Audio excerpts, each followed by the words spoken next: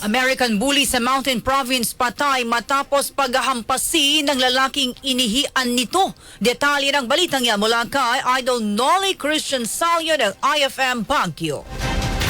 RMN Live Report! Hinihikayat ngayon ng grupong PAWS o ng Philippine Animal Welfare Society ang mga witness sa brutal na pagpatay sa American bully na si Axel sa Mountain Province. Nitong nakaraan, pumutok sa social media ang video kung saan pinaghahampas ng isang lalaki ang nasabing aso hanggang sa ito ay mamatay dahil sa pag-ihi umano ng nasabing aso sa lalaki na isang paglabag sa pamahiin sa probinsya. Sa inilabas na statement ng Sadanga LGU, kinilala ang suspect bilang driver ng isang opisyal sa lokal. Sinabi rin sa nasabing Facebook post na kakasuhan nila ang nasabing driver, ngunit sa kasalukuyan ay wala pang update ang LGU ng Sadanga patungkol dito. Bilang resulta, patuloy ang paghikayat ng grupong PAWS sa mga individual na nasa lugar ng pangyayari na lumuntad upang ipaglaban ng karapatan ni Axel at kasuhan ang suspect. Dagdag pa nila, hindi sapat ang CCTV footage na kumakalat online upang gamitin bilang ebidensya sa kaso. Ayon sa batas, ang pagsasampa ng kaso laban sa mga perpetrators ng animal cruelty ay maaring hindi ang mismong may-ari ng aso. Maaring magsampa rin ng kaso mga external institutions gaya ng PAWS at ang pagpatay ng mga hayop ay saklaw sa batas ng Republic Act 10631. Kasama mo mula dito sa 103.9 IFM Baguio, ito si Idol Nolly Christian Salio. Tatak Armen!